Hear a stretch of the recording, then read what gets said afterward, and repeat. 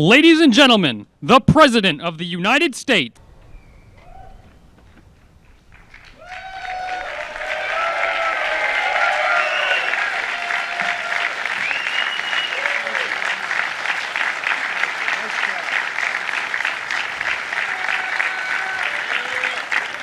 Thank you very much.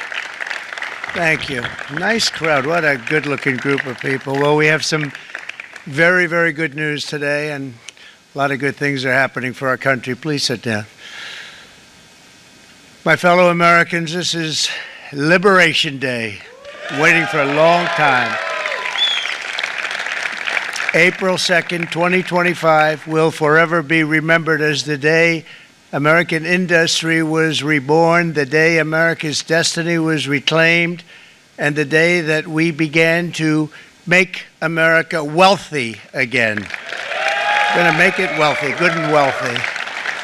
For decades, our country has been looted, pillaged, raped, and plundered by nations near and far, both friend and foe alike.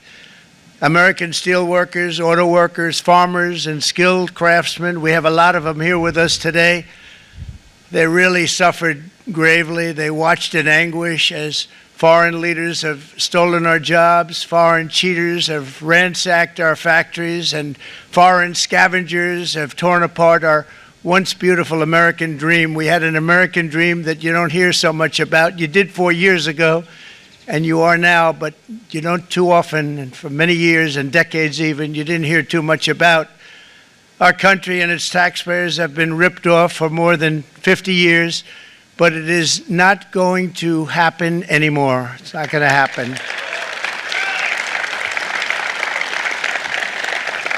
In a few moments, I will sign a historic executive order instituting reciprocal tariffs on countries throughout the world. Reciprocal, that means they do it to us and we do it to them. Very simple. Can't get any simpler than that. This is one of the most important days, in my opinion, in American history. It's our declaration of economic independence. For years, hardworking American citizens were forced to sit on the sidelines as other nations got rich and powerful, much of it at our expense. But now it's our turn to prosper, and in so doing, use trillions and trillions of dollars to reduce our taxes and pay down our national debt, and it'll all happen very quickly. With today's action, we are finally going to be able to make America great again, greater than ever before.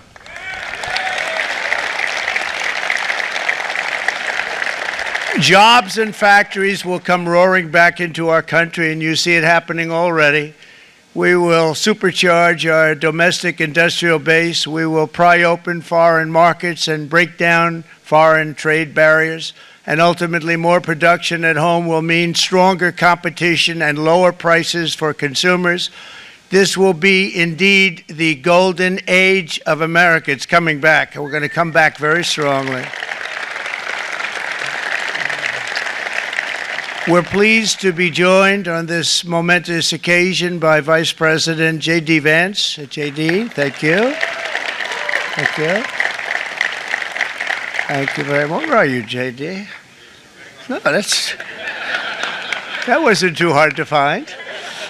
I was looking, you know, he likes to take a low-key attitude, so it'd usually be sitting right in front. He's gaining a lot of confidence, Mike, isn't he? And nearly my entire cabinet is here, as well as Speaker Mike Johnson, who's done an amazing job. And with the great success we had last night in Florida, we have a majority of 7. And 7's like a lot when we had it at 1, right? You've done a fantastic job. And many of the members of the House and Senate are with us. Senators, congressmen, thank you all for being with us. We appreciate it. For decades, the United States slashed our trade barriers on other countries, while those nations placed massive tariffs on our products and created outrageous non-monetary barriers to decimate our industries. And in many cases, the non-monetary barriers were worse than the monetary ones. They manipulated their currencies, subsidized their exports, stole our intellectual property, imposed exorbitant VAT taxes to disadvantage our products, adopted unfair rules and technical standards, and created filthy pollution havens. They were absolutely filthy, but they always came to us and they said, we're violating, we should pay for it. It's all detailed in a very big report by the U.S. Trade Representative on Foreign Trade Barriers, and I'll just hold it up for you. It's available, and you don't have to pay too much. As I understand it, you'll pay nothing. It's a lot of work for something, actually, because it's a special book. It's frankly, it's very upsetting when you read it, when you see what people have been doing to us for 30 years. This all happened with no response from the United States of America, none whatsoever. But those days are over. Let me offer just a few examples of the vicious attacks our workers have faced for so many years. The United States charges other countries only a 2.4 tariff on motorcycles. Meanwhile, Thailand and others are charging much higher prices, like 60%. India charges 70%. Vietnam charges 75%, and others are even higher than that. Likewise, until today, the United States has for decades charged a 2.5 tariff. Think of that, 2.5% on foreign-made automobiles. The European Union charges us more than 10% tariffs, and they have 20% VATs, much, much higher. India charges 70%, and perhaps worst of all are the non-monetary restrictions imposed by South Korea, Japan, and very many other nations. As a result of these colossal trade barriers, 81% of the cars in South Korea are made in South Korea. 94% of the cars in Japan are made in Japan. Toyota sells 1 million foreign-made automobiles into the United States, and General Motors sells almost none. Ford sells very little. None of our companies are allowed to go into other countries. And I say that, friend and foe. And in many cases, the friend is worse than the foe in terms of trade. But such horrendous imbalances have devastated our industrial base and put our national security at risk. I don't blame these other countries at all for this calamity. I blame former presidents and past leaders who weren't doing their job. They let it happen, and they let it happen to an extent that nobody can even believe. That's why, effective at midnight, we will impose a 25% tariff on all foreign-made automobiles.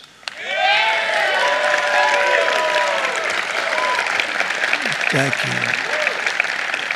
Brian, I'd like to have you come up here for a second, okay? I just see him sitting. He's been a fan of ours, and he understands this business a lot better than the economists, a lot better than anybody. Brian, say a few words, please, would you? Thank you, Mr. Thank you. President. It's a great honor to have you. Thanks.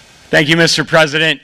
I grew up just north of Detroit, Michigan, in Macomb County, known as the home of the Reagan Democrats. My first vote for president was for Ronald Reagan. I thought that was going to be the best president I ever saw in my lifetime until Donald J. Trump came along.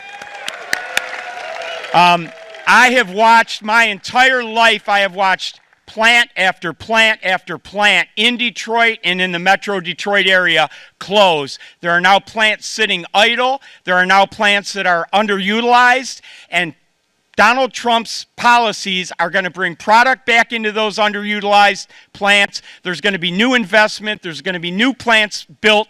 And the UAW members, and I brought 20 of them with me, they're sitting right over here.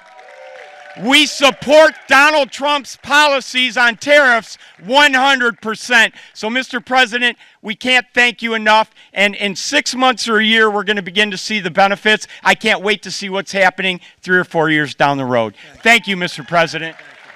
Thank you so much. Thank you. What a great guy. He got it right from the beginning. He got it before almost anybody else. This group over there, they got it too. And you know, we won the state of Michigan. We won almost all of them, but we won Michigan by a lot, and I want to just thank you all. The auto workers were fantastic. The Teamsters were fantastic. Everyone was pretty good, I will tell you. Thank you very much. I appreciate it. You're going to be very happy very soon, and you probably see what's happening with all of the, not only car companies, but car companies in particular. See it with All of the ones they're moving, they're announcing day in, day out. You're seeing it. Nobody's ever seen anything like that. With today's actions, we're also standing up for our great farmers and ranchers who are brutalized by nations all over the world. Brutalized. Canada, by the way, imposes a 250 to 300% tariff on many of our dairy products. They do the first can of milk. They do the first little carton of milk at a very low price, but after that it gets bad, and then it gets up to 275, 300%. So when they're figuring what's Canada charging, they say, oh, about 2%, 3%.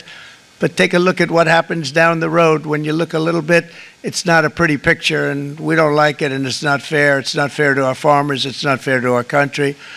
And with countries like Canada, you know, we subsidize a lot of countries and keep them going and keep them in business. In the case of Mexico, it's $300 billion a year. In the case of Canada, it's close to $200 billion a year.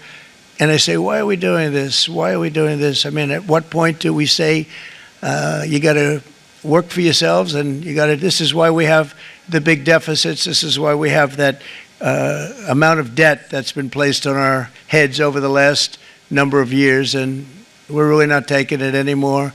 Through non-tariff barriers, the European Union bans imports of most American poultry. You understand? They say, we want to send you our cars, we want to send you everything, but we're not going to take anything that you have. Australia bans, and they're wonderful people and wonderful everything, but they ban American beef, yet we imported $3 billion of Australian beef from them just last year alone. They won't take any of our beef. They don't want it because they don't want it to affect their farmers. And you know what? I don't blame them, but we're doing the same thing right now, starting about midnight tonight, I would say.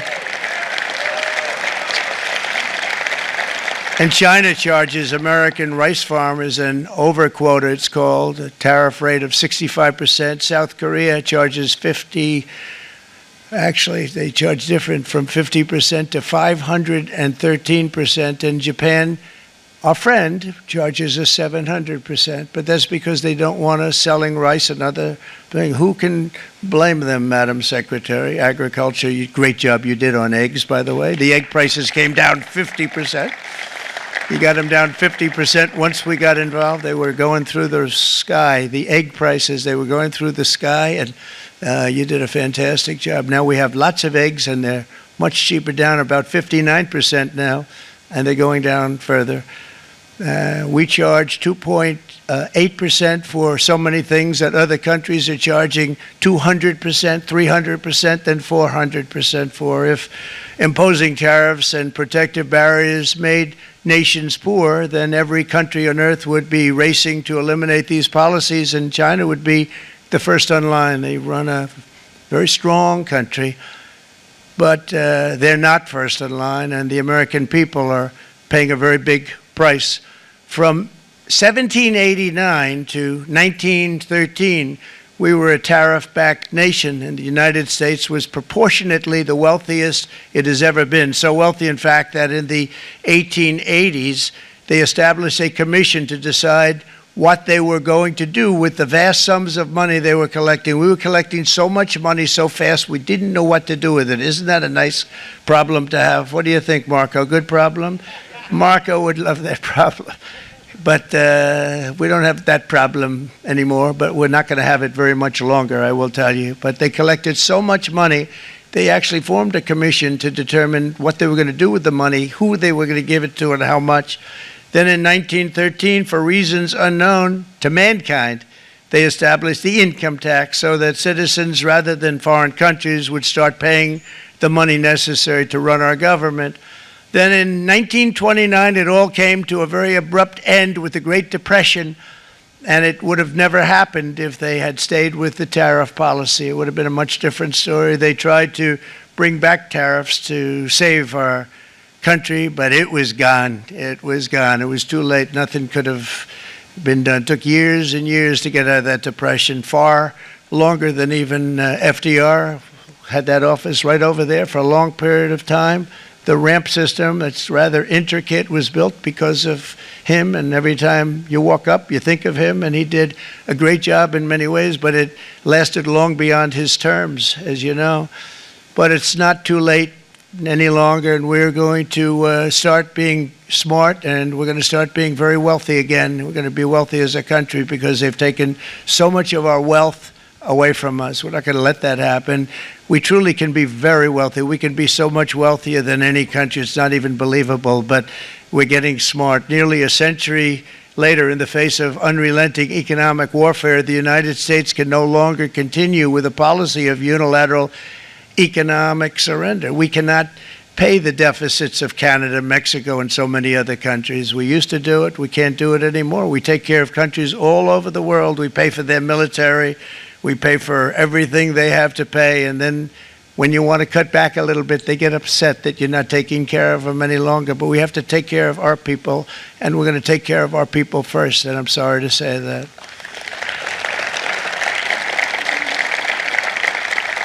And today we're standing up for the American worker, and we are finally putting America first.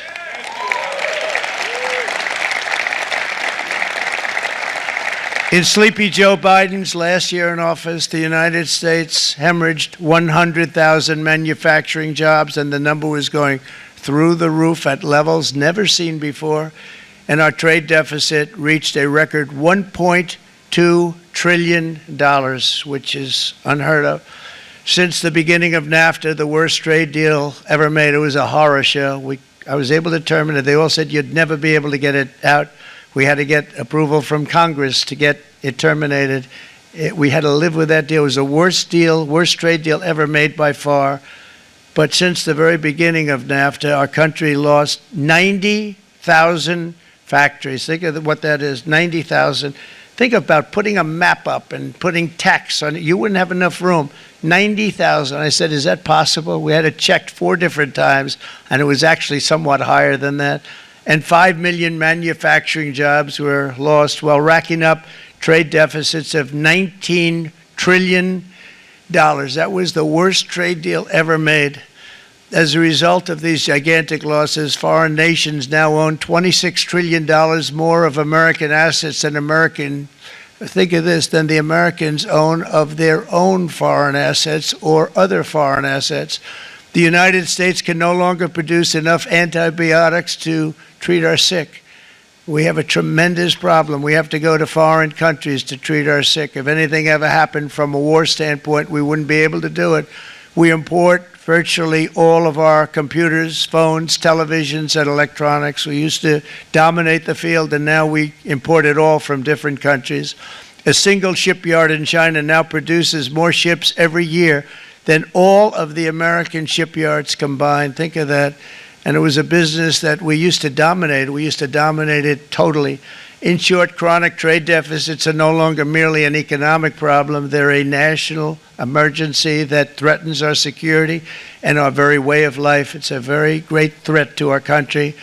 And for these reasons, starting tomorrow, the United States will implement reciprocal tariffs on other nations. It's been a long time since we even thought of that. We used to think about it a lot. We didn't think about it for many decades, and you see what's happened. For nations that treat us badly, we will calculate the combined rate of all their tariffs, non-monetary barriers, and other forms of cheating. And because we are being very kind, we're kind people, very kind. You're not so kind when you got ripped off with your salaries. My auto worker friends and my Teamster friends and all of the unions that typically voted Democrat, they're not voting Democrat anymore because worker, whether union or non-worker, they're for the Republicans now. That's what happened. But we will charge them approximately half of what they are and have been charging us. So the tariffs will be not a full reciprocal. I could have done that, yes, but it would have been tough for a lot of countries who didn't want to do that. I'd like to see the chart if you have it. Could you bring it up, Howard? This is our great Secretary of Commerce, Howard Lutnick. Thanks, Howard. So if you look at that, China, first row, China 67%. That's tariffs charged to the USA, including currency manipulation and trade barriers. So 67%, I think you can, for the most part, see it. Those with good eyes, with bad eyes. We didn't want to bring, it's very windy out here. We didn't want to bring out the big charts because it had no chance of standing. Fortunately, we came armed with a little smaller chart. So it's 67%, so we're going to be charging a discounted reciprocal tariff of 34%. I think, in other words, they charge us, we charge them less, so how can anybody be upset?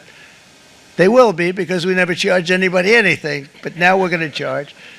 European Union, they're very tough, very, very tough traders. You know, you think of European Union, very friendly. They rip us off. It's so sad to see. It's so pathetic. 39%, we're going to charge them 20%, so we're charging them essentially half. Vietnam, great negotiators, great people. They like me, I like them. The problem is they charge us 90%. We're going to charge them 46% tariff. Taiwan, where they took all of our computer chips and semiconductors. We used to be the king, right? We were everything. We had all of it. Now we have almost none of it, except the biggest company is coming in. We're going to end up with almost 40%. Lee Zeldin's working to get their approvals. And it's an amazing company. Mr. Wei, of one of the great companies of the world, actually. They're coming in from Taiwan, and they're going to build one of the biggest plants in the world, maybe the biggest for that.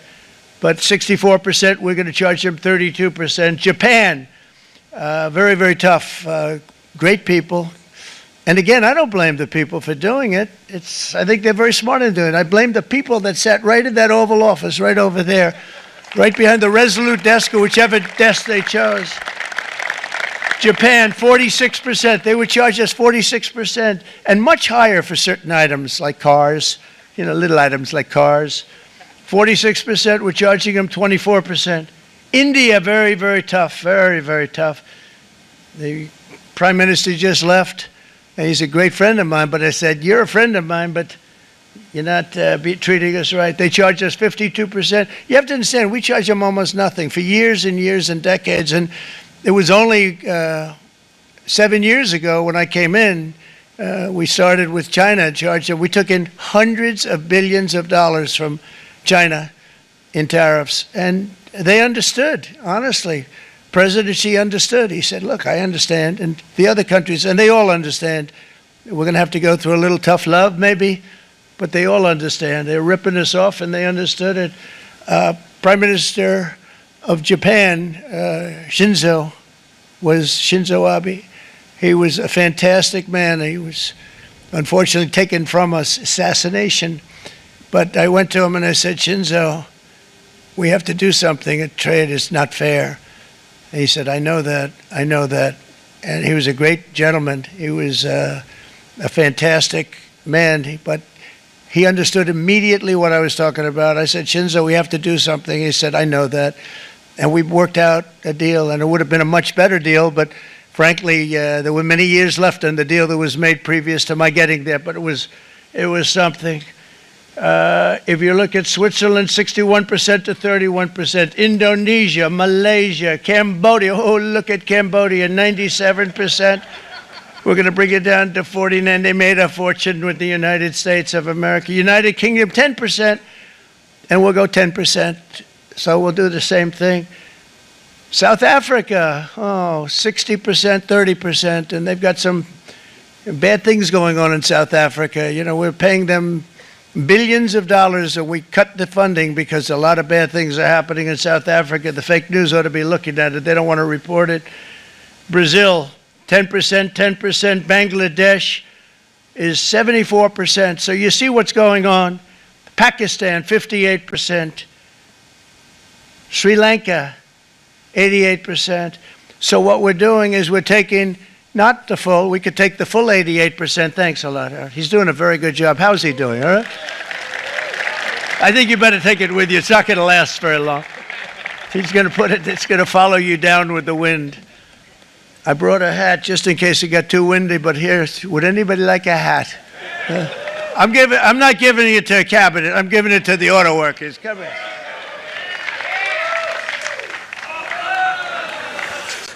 Thank you, fellas. Get it. That's it. That's it. They deserve it more than our cabinet. Our cabinet has plenty of hats.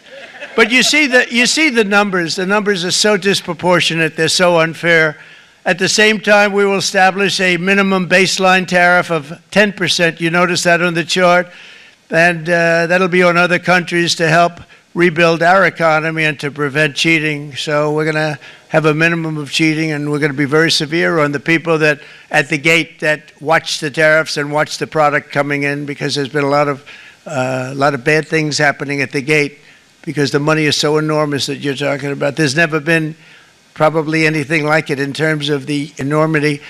And there are a lot of bad things happen at the people that do the check-in, and they're looking at 10-year jail sentences if they do play. We're going to treat them so good, but if they cheat, the repercussions are going to be extremely strong.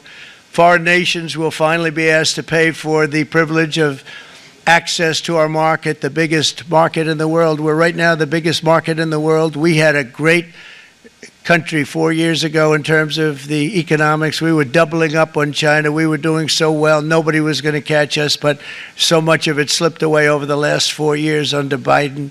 I campaigned on this policy throughout last year, and today that promise was made, and it was also a promise, as you know, that was kept. Promises made, promises kept. To any company that objects to our common sense reciprocal tariffs, again, reciprocal, back and forth, back and forth. And I call this kind reciprocal. This is not full reciprocal. This is kind reciprocal.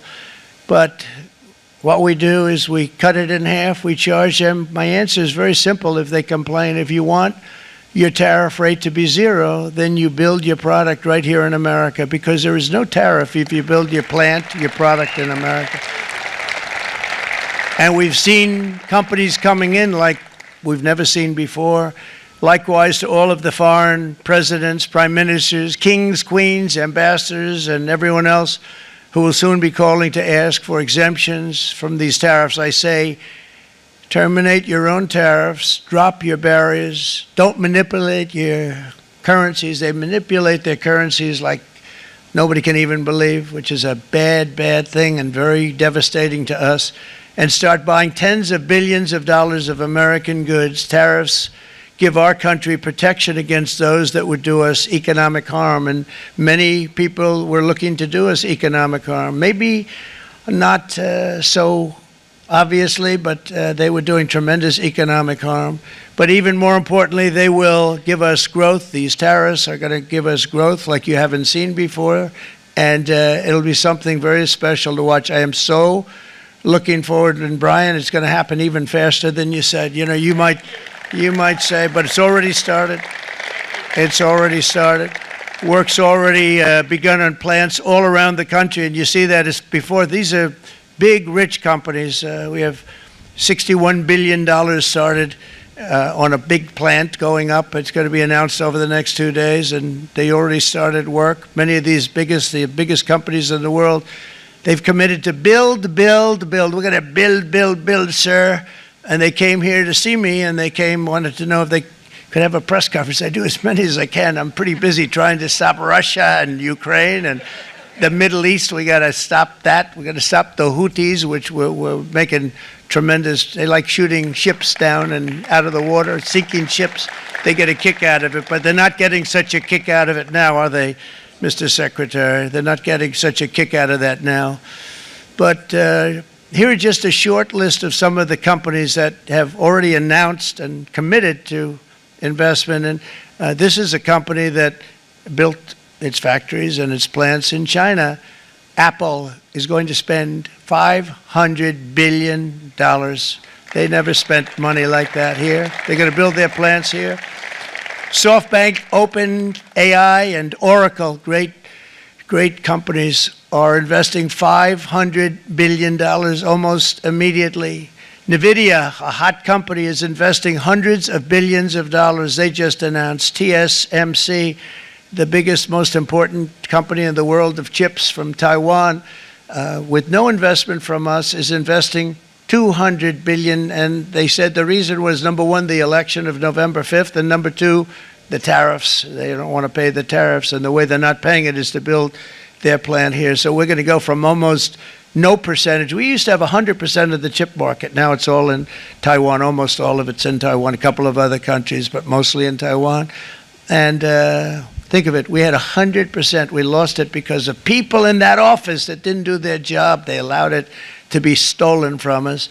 Johnson & Johnson, great company, $55 billion. Eli Lilly, $27 billion. Meta is investing $500 billion. Wow.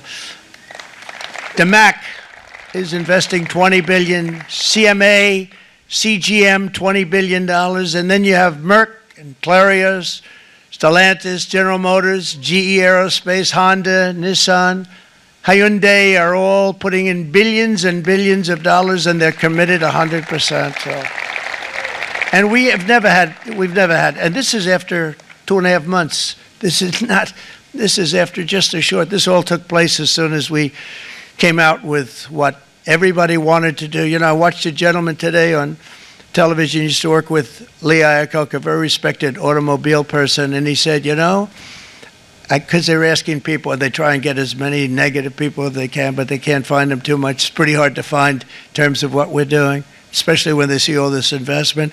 They said, so tell me, what do you think of what Trump is doing from the automobile standpoint? He said, I can't believe it.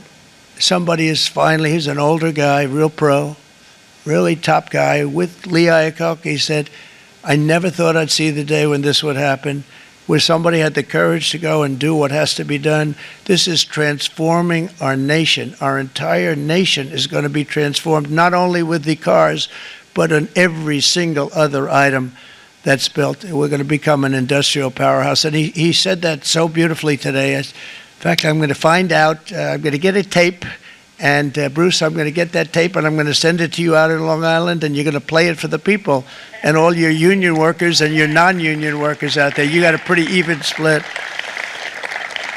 But we have, so far, it looks like we're going to have about $6 trillion of investments, and you wouldn't do that in years in this country over the last number of years. $6 trillion, and that's going to be much higher by the end of the year.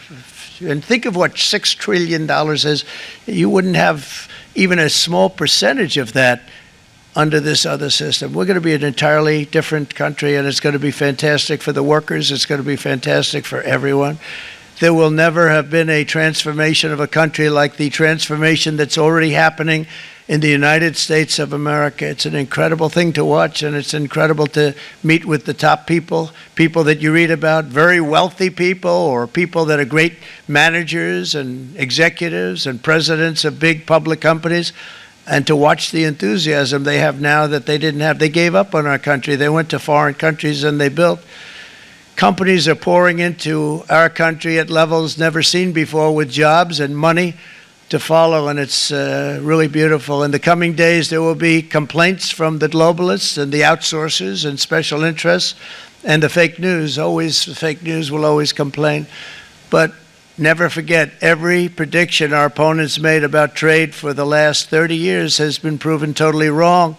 They were wrong about NAFTA. They were wrong about China. They were wrong about the Trans-Pacific Partnership, which would have been a disaster if I didn't terminate it. If I didn't terminate that, United Auto Workers, you would have had no jobs in this country. You would have had no jobs. It was all going to other countries. In my first term, they said tariffs would crash the economy. Instead, we built the greatest economy in the history of the world. And again, I have great respect for President Xi of China, great respect for China, but they were taking tremendous advantage of us, and I commend them for that. I say, hey, if you can get away with it, that's okay.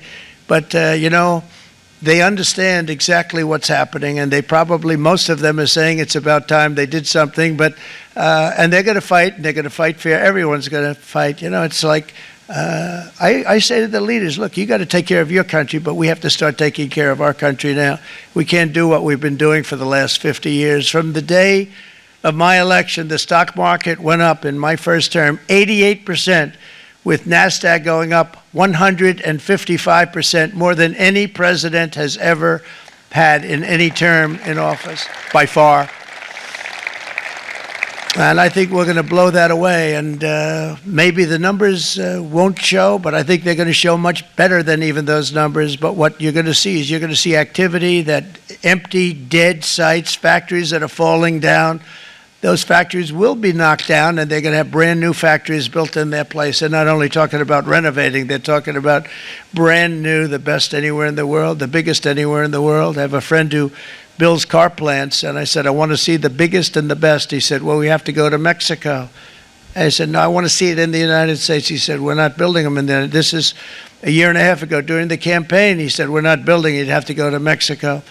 When I was starting to decide to run, and I went to number one in the polls very rapidly, I want to say, like let's say in the first hour, and then shortly thereafter, it looked like I was going to win, and the fake news was saying, "Oh no, don't do this." What they don't know is if I didn't win, they would have really been in trouble, because nobody wants to read them anyway.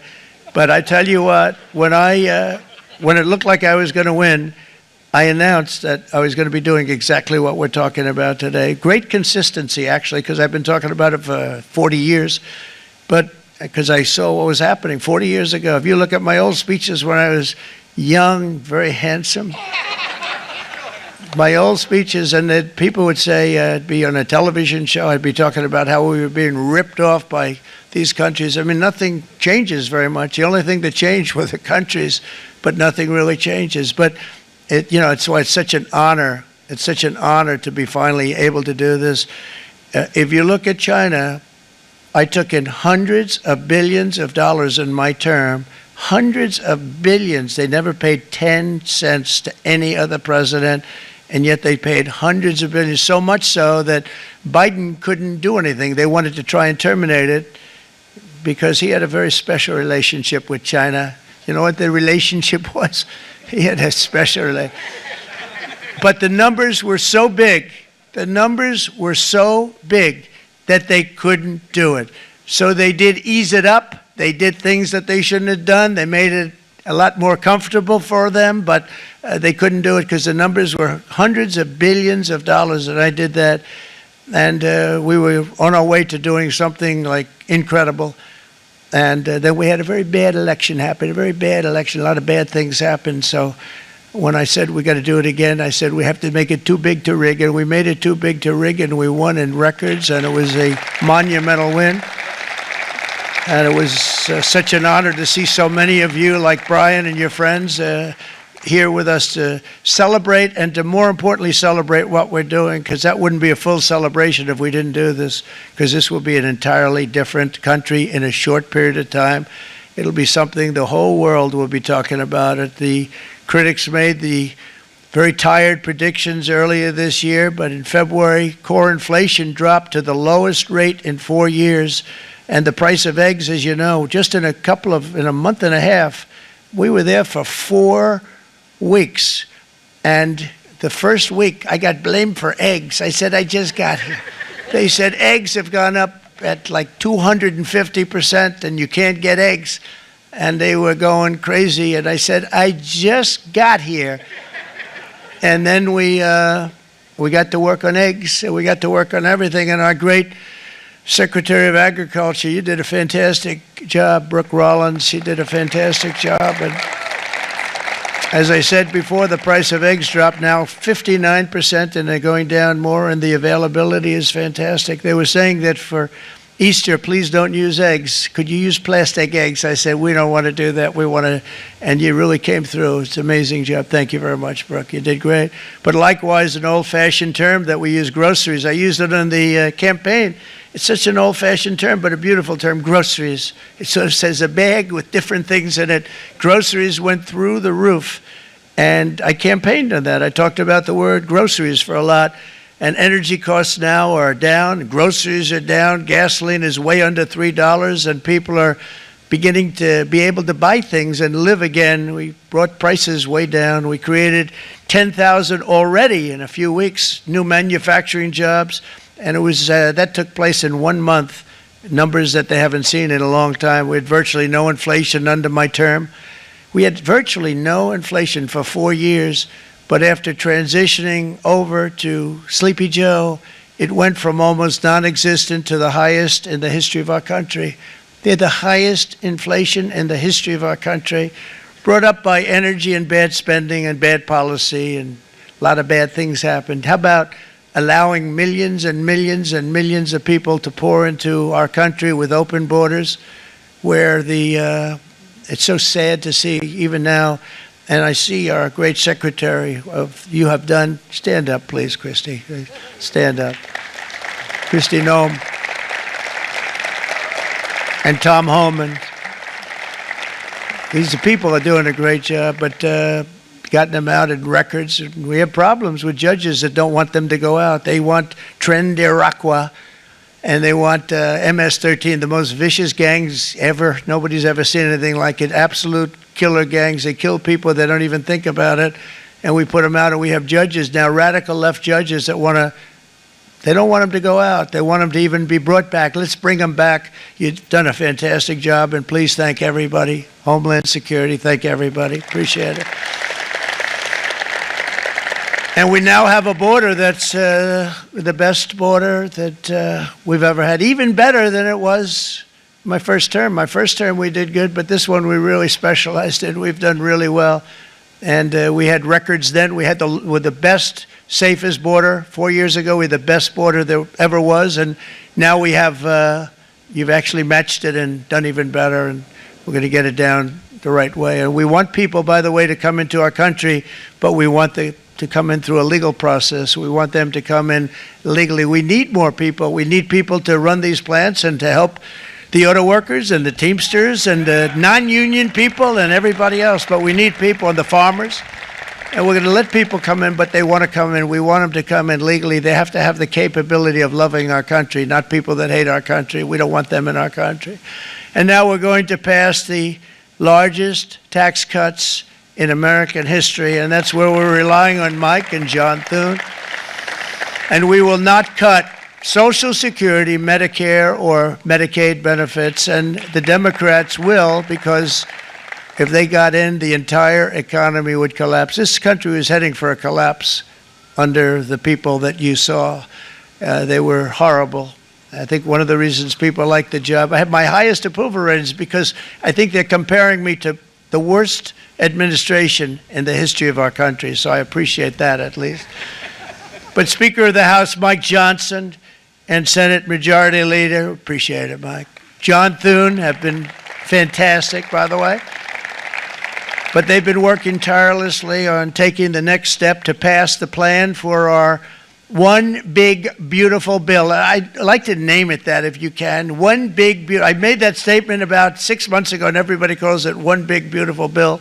And it will be that. It'll have everything, the big tax cuts and every incentive there is. And it'll be fantastic. And by the way, for the cars, we're asking for an interest deduction on a loan. So if you build the car, only in America we do it, Brian. If the car's not built in America, you don't get the interest rate deduction. But if you build the car in America, if you buy a car, if it's built in America, then you get an interest rate deduction, tax deduction, and that's a big thing. That's going to be a big thing. I think that's going to pay for itself very quickly, that deduction. Never happened. We've never had anything like that before. Somebody said, where do you get the idea? Because it's so basic. You would think that would have happened a long time ago. It never did, and I'm very happy it didn't, because now I can say that was my idea.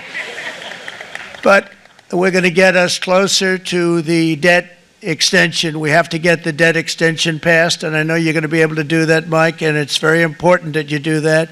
And all of the other things that the Senate budget plan gives us, along with working, because I know they're working together, John and Mike, and the two bills are going very well together. We need to get our shared priorities done, including certain permanent tax cuts. We want the tax cuts to be permanent, spending cuts, energy and historic investments in defense, border, and so much more. We're covering everything. These will be phenomenal. There'll be no bill like this going to straighten. One bill is going to straighten out our country for many, many years to come. And we said, let's just do it and let's get it done. And Some guys will love it, and some guys will like it a little bit less because they're not getting what they were exactly looking for, but they're getting a lot. They'll never, if we get this done, it'll be the most incredible bill ever passed in the history of our Congress and Senate and congressmen, the senators and the congressmen, many of whom are here today, will be very proud of themselves. I really believe that it's going to set us on a whole new prosperous path. We're going to cut spending and right-size the budget back to where it should be. We're going to do that very strongly.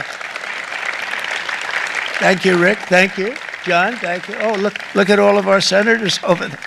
Oh, boy, that's a nice group of people. But I won't like them so much if they don't get this bill done. That's a great group, and Congressman, thank you very much. I appreciate it. Tremendous people. The Senate plan is my complete and total support, and the House plan likewise is very similar. They're moving along pretty much at the same clip, and as soon as you're ready, you'll show it to me, and I'm sure it'll have my support, Mike. Every Republican congressman and senator must unify. We have to unify. We can't be separated. We have to get it done. We have to get absolutely everything we can, and we have to take care of the American people. That's the only thing that matters. We have to take care of the American people first. We need to pass this bill immediately, get it done, including debt extension. From this day on, we're not going to let anyone tell us that American workers and families cannot have the future that they deserve. We're going to produce the cars and ships, chips, airplanes, minerals, and medicines that we need right here in America. The pharmaceutical companies are going to become roaring back. They're coming roaring back. They're all coming back to our country because if they don't, they got a big tax to pay. And if they do, I'll be very happy, and you're going to be very happy, and you're going to be very safe. We're going to build our future with American hands, with American heart, American steel, and we're going to build it with American pride like we used to. We're approaching our 100th day as president and have been given credit by a lot of people, actually, even some of the fake news. Can you believe it? Which in this case hopefully isn't fake, for having done more in that time than any other administration in the history of our country in the first 100 days. I think we've had an amazing, in terms of what we've done, what we've gotten accomplished. I'd like to see if we can get that war ended and another war from not starting in the Middle East. We have to get Russia. They're losing 2,000 on average, 2,500 people a day, young people, soldiers, Russian. Think of that. 2,500 through some days, but on average, probably over about a 1 week period, it's 2,712, they say. They're losing those soldiers. They're dying. They're being decimated. And they're not from our country, but they're from other countries, but they're human beings. They're from Russia. They're from Ukraine in this period, most of them. And we're going to get it stopped. It's a senseless war that would have never happened if I was president, and it shouldn't be allowed to go on. And I think we're being given good cooperation by Russia and by Ukraine, but we have to get it stopped. It's humanity. It's humanity. It's a terrible thing. This will be a very big moment. I think you're going to remember today. It's going to be a free nation that we're dealing with. We're going to have a very free and beautiful nation. It's going to be Liberation Day in America, and it's going to be a day that hopefully you're going to look back in years to come and you're going to say, you know, he was right. This has turned out to be one of the most important days in the history of our country. God bless you and God bless America. Thank you, everybody. Thank you very much. Thank you. Thank you very much.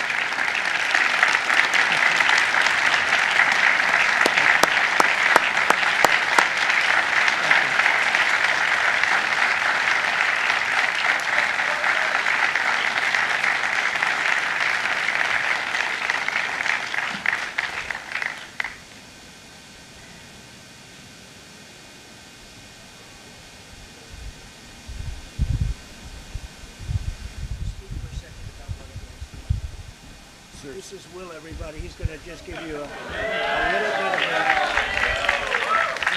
little bit of a briefing on what we're signing. Good afternoon, you all. We have two documents prepared for the president's signature today. One closes what's referred to as the de minimis loophole with respect to imports from the People's Republic of China. The other is the big one, is the reciprocal tariff executive order that the president just spoke about at length. This is obviously a huge deal, and it's been an honor to be a part of your team getting this ready for you, sir. Thank you very much. Thank you.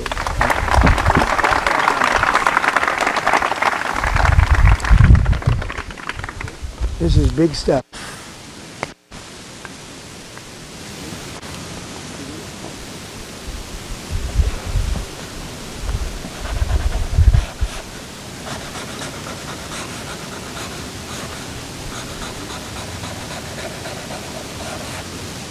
That's a 10.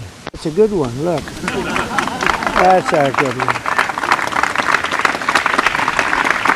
That's a good one. Thank you. Thank you, sir.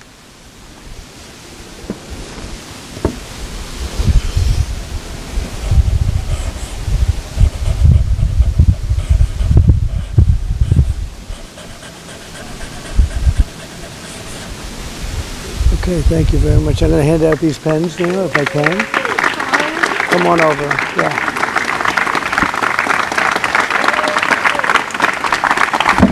Thank you very much. Thank you, sir. Come up here, Madam Secretary.